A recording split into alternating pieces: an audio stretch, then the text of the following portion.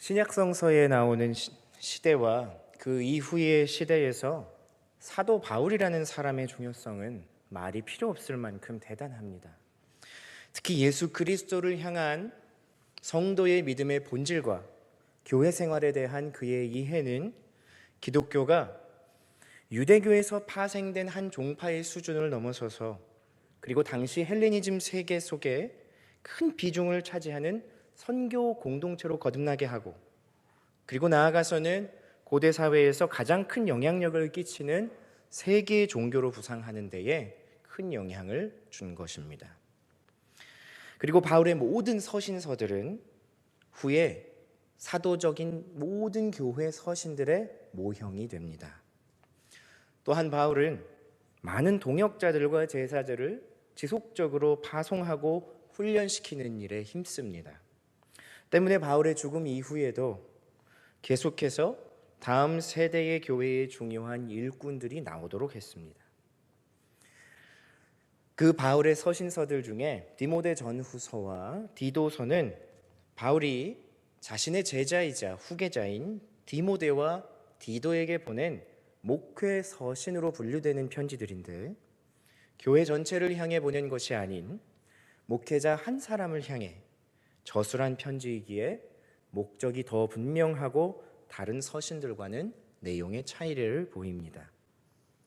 하나님의 교회를 섬기는 목회자의 자세와 영적인 자기 점검, 그리고 복음과 주의 교회가 이단에 맞섰을 때 진정성을 잃지 않도록 경계할 것을 강하게 주장하고, 그리고 사랑하는 자신의 영적 자녀들을 향한 권면과 축복의 내용이 바로 그것입니다.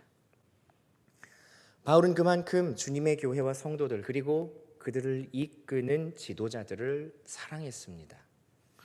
왜냐하면 바울은 교회를 향한 편지들, 모든 서신서의 첫머리에 언제나 밝히 알리듯 자신이 예수 그리스도의 부르심을 받은 사도인 것, 그리고 그것이 자신의 평생을 따라 바쳐야 할 가장 귀하고 가치 있는 일 때문에 기쁘고 복된 일이 된다는 사실을 알았기 때문입니다.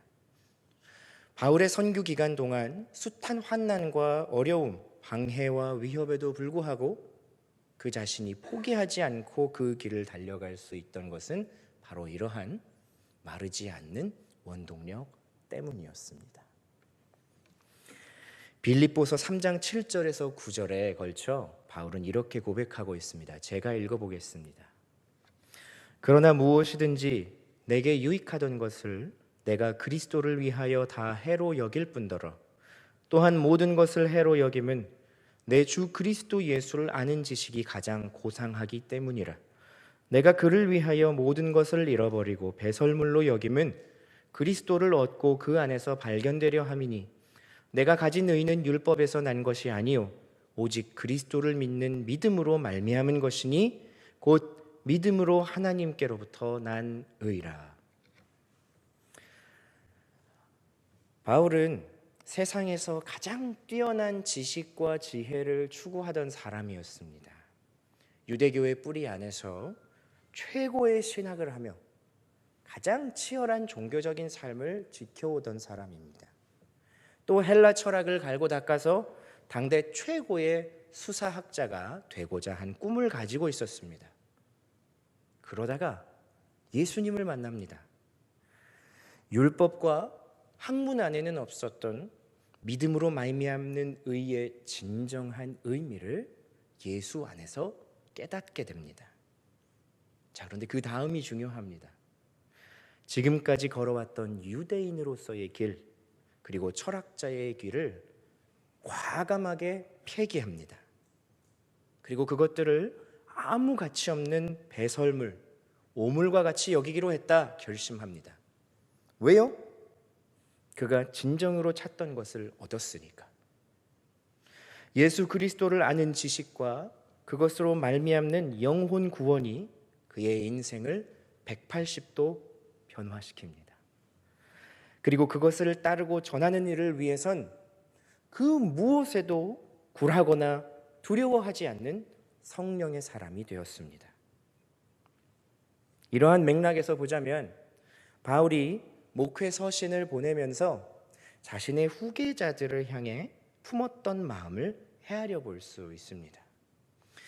사실 디모데나 디도가 있던 에베소 교회 그리고 그레데 교회는 당시에 만만치 않은 어려움에 직면해 있었습니다. 거짓 교사들, 대적자들, 그리고 성도들의 악하고 거짓된 품성 때문에 소요가 끊이지 않았던 것입니다. 아직 목회의 경험이 일천하고 나이도 젊은 이 목사들에게, 하지만 바울은 단 한 번도 그래, 그럴 수도 있지, 그냥 놔둬라, 그러다 정 힘들면 나한테 알리고, 이런 식으로 반응하지 않습니다. 원리와 정황에 따라 딱 부러지게 치리하고, 무엇보다 교회의 순전함과 다수의 선한 성도들을 지켜낼 것을 신신당부합니다. 어떤 때는 그 태도가 너무도 사무적이어서 냉정하다는 느낌조차 들게 합니다. 헌데요, 이것은 바울이 매정해서가 아닙니다.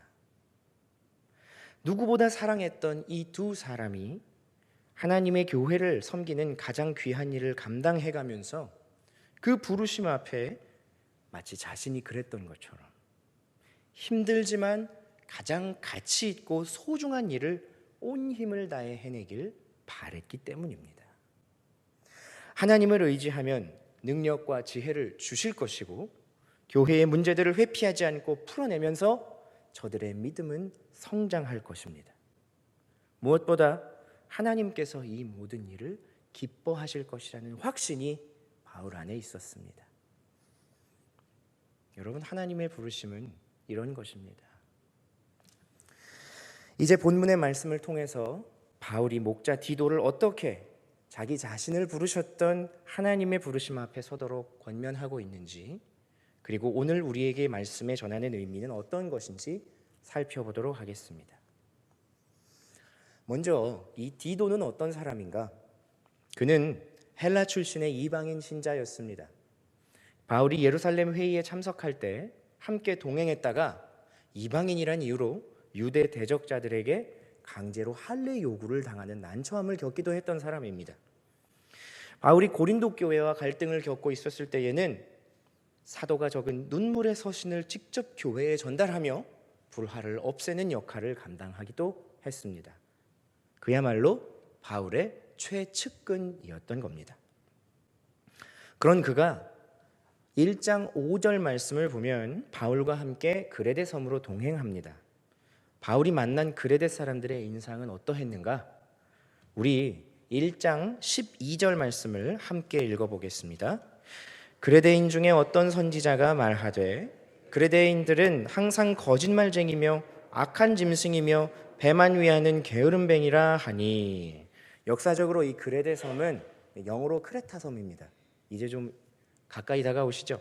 이 크레타 섬은 고대부터 해적들의 침입이 잦았고 외세의 지배도 아주 많았던 곳이라고 합니다.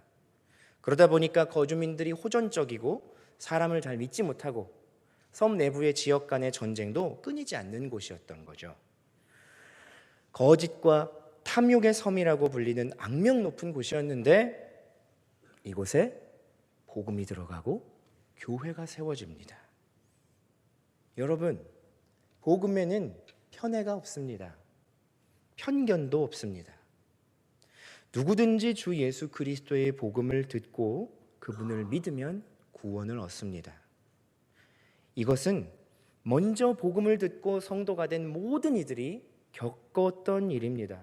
심지어 사도인 바울 자신조차도 그랬으니까요. 그렇다면 우리는 어떻습니까? 여기 계신 모든 분들 중에서 복음을 받아들이기 전에 나는 먼저 하나님과 특별한 관계를 맺고 행위나 말이나 마음의 길로 하나님 앞에서 구원의 복음을 무상으로 제공받을 자격을 갖췄던 사람은 아무도 없습니다. 시작은 누구나 같다는 말입니다. 적어도 복음 앞에서는 모두가 그렇습니다. 그런데 우리는 흔히들 생각합니다. 내가 만약 아무개에게 예수 믿으라고 하면 어떻게 반응할까? 상대의 냉랭한 반응이나 기독교와는 너무 동떨어져 있는 그의 됨됨이를 생각하며 염려될 때에 그레데섬에 세워진 교회를 떠올려 보기를 바랍니다. 양을 탓하지 않으시고 양떼를 모으시는 목자이신 예수님께서 위로와 소망과 용기를 주실 줄 믿습니다. 자, 그레데 교회가 세워지고 목자의 음성을 들은 양들이 이제 하나둘씩 교회로 모여들고 있습니다. 자, 그러자 따라서 누가 함께 교회로 들어왔을까요? 양들이 모인 것을 노리고 있는 늑대 같은 무리들, 온갖 이단과 거짓 교사들이 모여들기 시작합니다. 이들은 살그머니 양의 탈을 쓰고 양들을 꿰내고 잘못된 가르침에 물들여 버립니다. 안 그래도 이제 갓 젖을 때 나이 같은 교회가 막 휘청거리며 쓰러지려 합니다. 바울은 이 모습을 좌시할 수가 없었습니다. 그래서 특별 전담반을 꾸리기로 합니다. 거짓 교사들을 쫓아내고 남은 성도들은 보호하고 살뜰히 교회를 돌볼 장로들을 세우기로 한 것입니다. 그리고 이 일을 총괄하는 목자로 디도가 임명을 받은 것이죠. 우리 계속해서 1장 4절과 5절을 한 번 더 읽겠습니다. 같은 믿음을 따라 나의 참 아들 된 디도에게 편지하노니 하나님 아버지와 그리스도 예수 우리 구주로부터 은혜와 평강이 내게 있을지어다. 내가 너를 그레데에 남겨둔 이유는 남은 일을 정리하고 내가 명한 대로 각 성의 장로들을 세우게 하려 함이니. 이렇게 바울의 전폭적인 믿음과 지지 속에서 디도는 그레데 교회의 목사가 되었습니다. 늑대 떼에서 양을 지켜내는 목자의 역할을 감당하는 디도. 그는 늘 홀로 깨어서 교회를 지키고 또 자신을 살피며 성도들을 돌보는 아주 고독하고 힘든 일을 감당하기 시작합니다. 누구도 알아주지 않는 고된 일이었습니다. 양떼를 지키기 위해서 늑대와 싸우고, 근데 가끔 양들도 자기를 뭅니다. 젊은 외지인이 밖에서 들어와서 자기들의 목자 노릇을 하려 하니 교인들도 은근히 디도를 무시하는 거죠. 환장할 노릇입니다. 그럼에도 불구하고 누군가는 반드시 감당해야 할 이 자리. 사도 바울은 이 자리를 위한 부르심의 이유를 본문 1절에서 4절에 집약적으로 말하고 있습니다. 먼저 1절과 2절을 보면 바울은 자신이 사도로 부름받은 것은 세 가지를 위함이다 라고 말합니다. 첫 번째는 하나님이 택하신 자들의 믿음입니다. 하나님이 택하신 자들이란 누구입니까? 바울이 지칭하는 대상은 유대인들이 생각하는 선민 이스라엘이 아닙니다. 바울 자신과 사도들, 디도처럼 소수의 교회 지도자들의 집단만을 말하는 것도 아닙니다. 바로 예수 그리스도의 복음으로 구원을 얻고 그 구원에 이르게 하는 복음을 전할 사명을 받은 주의 교회가 하나님의 택하신 자들이라는 것입니다. 여기서 바울이 택하신 받았다라는 특별한 표현을 쓴 이유가 있습니다. 하나님의 택하신 자들은 예수 그리스도를 구주로 고백하고 주님으로 믿습니다. 그리스도께서는 모든 택한 자들을 위해서 십자가 구속을 완성하셨고 그 복음을 받아들일 때 성령께서 사람의 영혼을 살리는 중생이 일어나는 겁니다. 이 중생, 다시 살아남의 증거는 회개와 믿음의 고백입니다. 그러므로 참으로 자신의 죄를 회개하고 예수님을 속죄의 주로 믿는 믿음이 필요합니다. 죄인이 믿음으로 말미암아 의롭다 함을 얻고 영원한 생명을 얻는 것, 이신 칭의의 원리인 것입니다. 그리고 하나님께서는 택하신 자들을 하나도 잃어버리지 않고 다 영생에 이르게 하신다고 약속하십니다. 여러분, 여기에 선택적인 구원의 의미가 있습니다. 예수 그리스도를 믿음으로 영생에 이른다는 것, 반대로 믿는 자가 아닌 자들은 영생을 얻지 못하게 된다. 들어도 믿지 않고 회개하지 않으면 구원에 이르지 못하는 것이죠.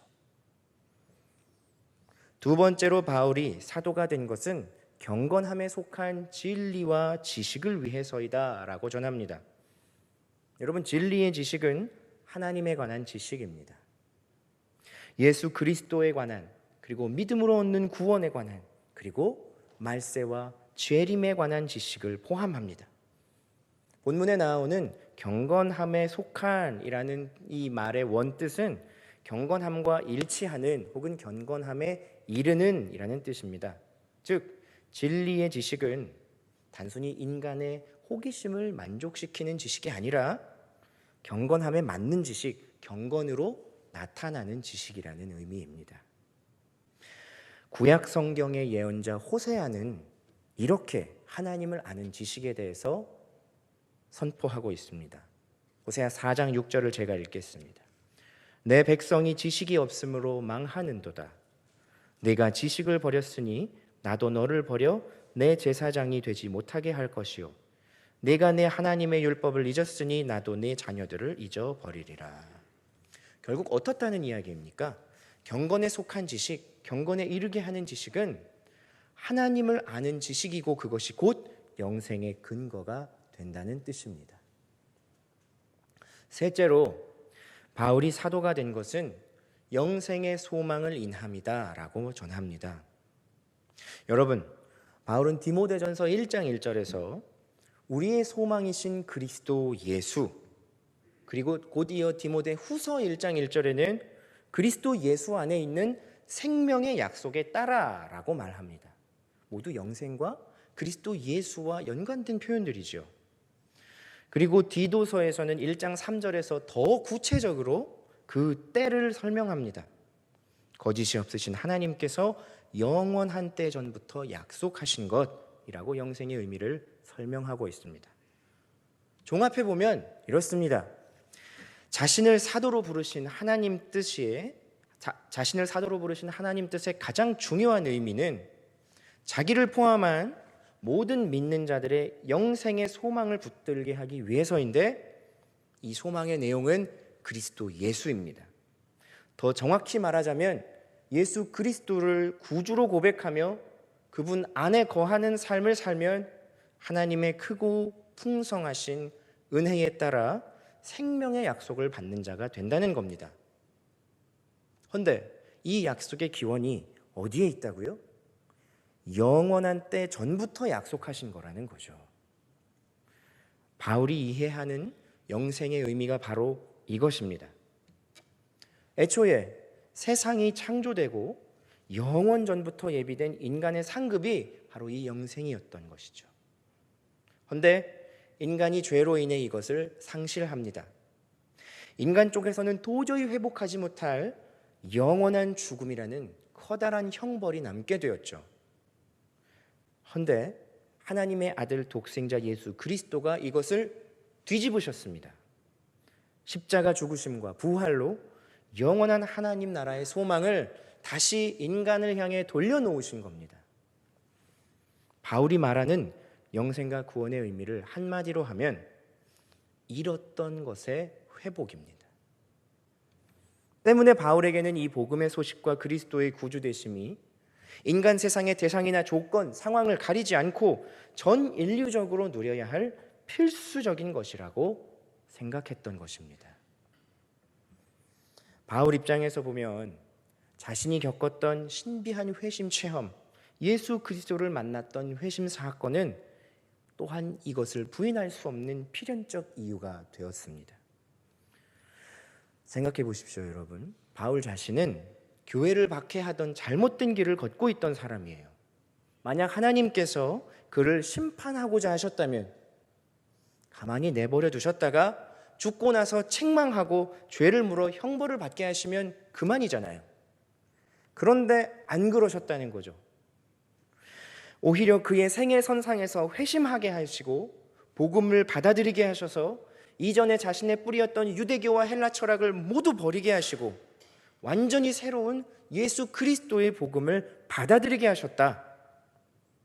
그리고 사도, 그것도 이방인의 사도가 되게 하셨다. 이 대목에서 바울은 이렇게 깨닫는 것입니다. 그렇다면 이것은 하나님의 뜻이다. 바로 3절의 말씀 처음에 나오는 자기의 때, 즉 하나님 스스로 정하신 회복과 구원의 때가 이르렀구나. 그리고 나를 그냥 내버려 두지 않으시고 인생길을 돌이켜 온전하게 하시고 유대교와 철학의 오랜 병에서 내 영혼을 고쳐주시는 하나님 은혜는 정말 무엇과 비교할 수 없이 크다. 남아있는 내 여생이 하나님을 위해 드려지는 것은 마땅한 일이다. 바울은 이렇게 고백하면서 자신의 믿음의 고백과 삶을 세워갔던 것입니다. 우리 4절 말씀을 다시 한번 읽을 텐데요. 저와 함께 상반절까지만 함께 읽어보겠습니다. 같은 믿음을 따라 나의 참 아들 된 디도에게 편지하노니, 여기까지. 여러분, 제가 오늘 설교 말씀 제목을 같은 믿음을 따라라고 잡았는데 이제야 그 핵심에 다다랐습니다. 여러분, 바울이 1절에서 3절까지의 고백하는 내용에는 먼저는 바울의 자기인식, 1장 1절에 하나님의 종이요 예수 그리스도의 사도인 나 바울은 도 들어있지만 그러한 자신을 사도로 부르시고 영생의 소망을 맡기시고 그리고 맡기신 하나님의 섭리하심에 대한 신앙의 고백도 함께 들어있습니다. 그리고 나서 4절의 첫머리에 같은 믿음을 따랐다, 즉 이 편지를 받는 디도 너도 나와 같다라고 말하는 겁니다. 여러분, 이런 고백은 바울이 디도를 잘 알고 있었기에 할 수 있는 고백이죠. 바울이 보기에 디도 역시 이방인으로 태어나서 복음을 받아들이고 택하신 자들의 믿음, 즉 자신의 옛 모습을 다 버리고 그리스도를 따르는 경건에 이르는 진리로 영혼을 채운 사람입니다. 그리하여서 영생의 소망을 굳게 붙잡은 하나님의 종이 되었던 것이죠. 그래서 바울은 디도를 나의 참 아들 된 자다라고 말합니다. 여러분, 아버지와 아들의 관계를 한번 생각해 보시기 바랍니다. 아버지는요, 그의 자녀에게 가치 있는 일을 시키는 존재입니다. 그렇죠? 그리고 가치 있는 일은 열의 아홉 예외 없이 힘이 듭니다.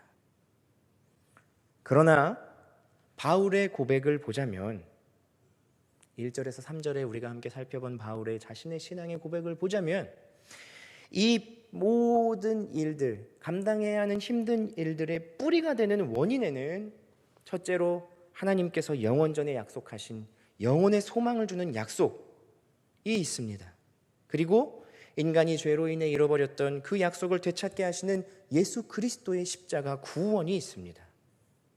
그런데 디도가 이런 사실을 몰라서 바울이 다시 여기서 알려주고 있을 리는 없죠. 아마 바울과 함께 동행하는 동안 그리고 그에게 예수 그리스도의 복음을 배우는 동안 귀에 인이 박히도록 듣고 또 들었을 고백입니다. 헌데 목회를 위하여 그 목회를 돕는 편지의 서두에 떡하니 또 그 말을 반복해서 쓰고 있는 겁니다. 물론 초대교회 때 쓰여진 대부분의 서신에는 이런 말들이 인사말처럼 관용구로 쓰인다고는 하지만 바울이 그렇다고 해서 절대로 이 구절을 아무 생각 없이 썼을 리는 없습니다. 자, 그럼 이 구절을 가장 먼저 쓴 그 의미를 이제는 아버지와 아들의 관계에서 바울이 아버지 된 마음으로 이 편지를 쓸 때를 헤아려 보며 한번 이해해 보도록 하겠습니다. 자, 아버지의 입장에서 누구보다 아끼는, 자기의 생명만큼 아끼는 아들 디도를 그레데 교회에 두고 왔습니다. 이미 교회는 큰 어려움으로 인해 휘청거리고 있고 성도들은 동요하고 있습니다. 디도에게는 이런 일을 치리해 본 경험이 없습니다. 전적으로 하나님만 의지하고 바라며 말씀의 인도하심을 따라 아주 조심스럽고 세심하게 일을 해결해 가야 하는 겁니다. 그리고 복음은 잃어버렸던 것을 되찾을 길이 열렸음을 모든 사람에게 알려야 하는 필수적인 요소라는 것을 디도는 붙잡고 있어야 합니다. 마지막으로 하나님께서 주신 이 영생의 소망이 디도 자신 안에, 그리고 그레데 교인 모두의 영혼 안에 굳건히 세워져 있어야 합니다. 이것이 가장 중요한 것입니다. 때문에 바울은 이러한 같은 믿음을 따른 디도에게 권면의 내용을 전한 뒤 하나님과 예수님의 은혜와 평강이 내게 있을지어다 4절의 하반절에 축복하며 그 인사 말의 서두를 마무리하고 있는 것입니다. 헌데요, 여러분, 잘 생각해 보시기 바랍니다. 이 믿음이, 같은 믿음을 따라라고 바울이 디도에게 고백한 이 믿음이 단지 바울과 디도에게만 비밀스럽게 공유된 것인가요? 바울이 디도와 디모데에게만 따로 불러서 내가 특별히 너희 둘에게만 나 혼자 따로 연구한 부르심과 영생의 믿음을 들려주마 하고 전한 내용이 따로 있나요? 없습니다. 오히려 바울은 가장 공인되고 가장 검증된 기독교 신앙의 정통 내용들을 전하고 있는 것을 볼 수 있습니다. 여기서 오늘 이 말씀을 읽는 우리에게도 적용되는 적용점이 있습니다. 주의 교회의 구성원인 성도의 무리는 바울과 디도가 공유했던 믿음의 고백과 같은 믿음의 내용을 공유한다라고 정리할 수 있는 것입니다. 그렇지 않습니까? 아니, 우리도 다 택함을 입었잖아요. 믿음을 고백하고 회개하고 버릴 건 버리고 끊을 건 끊고 하나님 말씀 듣고 천국을 사모하는 찬양 좀 전에 486장 다 부르셨잖아요. 그 은혜를 영원히 누리신다면서요. 그럼 맞는 거죠.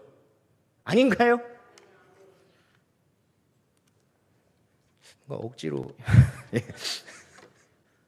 맞습니다, 여러분. 이제 본문을 우리 삶의 상황에 적용하면서 애초에 바울이 디도에게 편지를 쓰며 가졌던 그 진짜 의도, 편지의 서두에 사도됨의 동질성과 믿음의 동질성을 굳이 반복해서 다시 쓰면서 전하고자 했던 그 마음이 무엇인지를 헤아려 보면 우리는 이 말씀을 좀 더 가까이 둘 수 있습니다. 좀 전에 함께 바울과 디도의 관계를 헤아려 볼 때 누구와 누구의 관계라고 했습니까? 아버지와 아들의 관계, 그죠?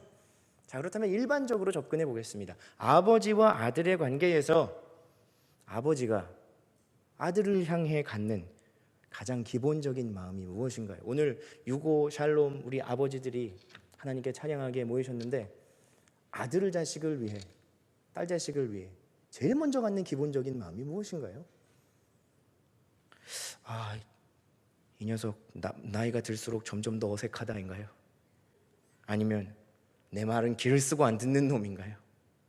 아닙니다. 이 녀석 어떻게든 잘 돼야 될 텐데. 자녀를 향한 사랑에 기인한 염려와 걱정입니다. 더 함축해서 말하자면 이 아들이 이 힘든 교회 사역하다가 삐끗 잘못해서 엇나가면 어떡하나? 그러면 안 되는데, 야, 너 마음 단단히 먹어라, 단디해라, 이런 겁니다. 실제로 1장 후반의 내용으로 갈수록, 그리고 2장과 3장의 내용으로 갈수록 바울은 디도를 염려하며 어떤 구체적인 상황들에는 이렇게 대응하여라 상세하게 말해주기 시작합니다. 2장 1절에 오직 너는 바른 교훈에 합당한 것을 말하여, 3장 1절에는 너는 이것을 말하고 권면하며 모든 권위로 책망하여 누구에게든 업신여김을 받지 말아라. 맞잖아요, 여러분. 그렇죠? 염려하고 사랑하고 걱정하고 권면하는 겁니다. 이 모든 일들을 잘 해내기 위해서 선행되어야 하는 것이 바로 택하신 자들의 믿음, 그리고 경건에 속한 지식, 그리고 영생의 소망, 이것들을 잘 기억하고 날마다 되새기면서 디도 너에게 맡기신 전도와 목양, 교훈의 사명을 잘 감당해라. 즉 디도 자신이 신앙의 근간이 흔들리지 않고, 더 정확히 말하자면 영생의 소망을 붙들고, 그리고 하나님 허락하신 그 영생의 소망을 전하는 소명을 잊지 말고 붙잡으라는 것입니다. 그리고 이 말씀은 2000여 년이 지난 오늘 우리에게도 같은 울림을 전하고 있습니다. 우리에게 각자 주어진 삶의 자리에서 구원의 은혜와 복음의 능력을 드러내는 삶을 감당하기 위해 제일 먼저 살펴야 하는 것은 나의 믿음의 근간입니다. 예수님 앞에 날마다 나의 죄성을 고백하고 죄짐을 내려놓으며 믿음의 회개의 고백을 가지고 있는가? 하루하루 하나님을 아는 경건한 알물 더해달라고 갈망하는 삶을 살고 있는가? 여러분, 이 두 가지 요소는 상호 보완적입니다. 회개와 고백이 없는 삶은 교만에 빠지고 사랑 없는 기술로 전락해버립니다. 온전한 알미 없는 회개와 믿음은 나아가야 할 오늘 바른 방향을 쉽게 잃어버리게 됩니다. 때문에 두 가지는 함께 가야 합니다. 이 두 가지가 균형 있게 충족될 때에 사람의 삶은 비로소 분명한 구원의 확신과 소망 위에 설 수 있습니다. 여러분, 청출어람이란 말이 있죠. 쪽빛에서 나온 청색이 더 푸르고 가치 있다라는 뜻인데, 스승의 가르침을 뛰어넘는 뛰어난 제자를 가리킬 때 쓰는 사자성어입니다. 헌데 이 청출어람이 이루어지려면 반드시 선행돼야 하는 조건이 있습니다. 무엇일까요? 바로 쪽빛의 색원이 깊고 진해야 합니다. 잡색이 섞여 있거나 희끄무레하면 절대로 가치 있는 색이 나올 수가 없는 거죠. 성도의 믿음도 마찬가지입니다. 영생의 소망과 구원의 확신이 분명하지 않은 삶에서 복음의 참 능력이 발현되기를 기대하는 것은 불가능합니다. 때문에 바울은 이제 영혼을 구원하는 사역에 본격적으로 임하는 디도에게 가장 원론적인 이야기, 믿음의 근원과 그 내용을 전하며 그것을 굳게 붙잡으라는 권면을 전하고 있는 것입니다. 제가 수서교회에 와서 낳아 기른 첫째 딸이 얼마 전 세도를 지났습니다.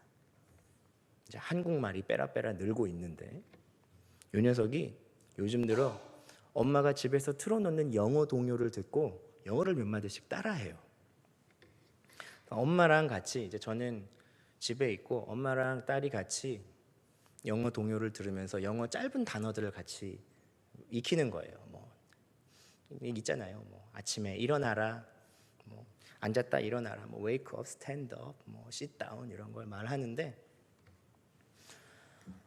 계속 듣다 보니까 제가 듣기에 악센트가 조금 이상한 거예요. 그래서 가만히 들어보니까 이제 앉았다가 일어나라는 이제 스탠드업을 가르치고 있는데, 보통 스탠드업에 이제 어린이들 가르치는 영어 테이프에 있는 좀 과장된 억양은 스탠드업, 요게 FM입니다. 근데 아내가 들려주는 샘플이 요렇게 들려주는 거예요. 스탠드업. 그러니까 딸도 똑같이 스탠드업 이러고 따라하죠. 아니 이 억양이 대체 어디서 온 건가 했더니, 제 아내가 부산 사람이잖아요. 애들 앉았다 인날 때 야 인나 이거랑 스탠드업 이거랑 똑같더라고요. 그러니까 제 딸은 스탠드업을 인나 이 억양으로 배우고 있는 거예요. 아니 뭐 재미있는 에피소드긴 한데, 딸의 말이야 뭐 서울 말씨건 부산 말씨건 영어 억양이 부산 사투리건 사실 뭐 큰일이 일어나겠습니까? 별일 안 일어납니다. 그런데 여러분, 한 사람의 영혼이 온전하지 못한 흔들리는 터전 위에 있는 이에게 인도함을 받는다는 것은 앞전의 일과는 중요도를 비교할 수 없는 중대한 일입니다. 더구나 그 대상이 사랑하는 나의 부모, 내 배우자, 내 자녀라면 어떻겠습니까? 오늘 말씀을 통해 바울이 고백한 자기 자신을 향한 부르심과 믿음의 고백, 택하신 자들의 믿음, 경건에 합당한 지식, 그리고 영생의 소망을 굳게 붙잡는 저와 여러분이 되시기를 바랍니다. 그리고 그 같은 믿음의 부르심 안에서 구원의 은혜와 복음의 능력을 드러내고 전파하는 제자의 삶을 살아가시는 수서의 성도들이 되길 주님의 이름으로 기원합니다.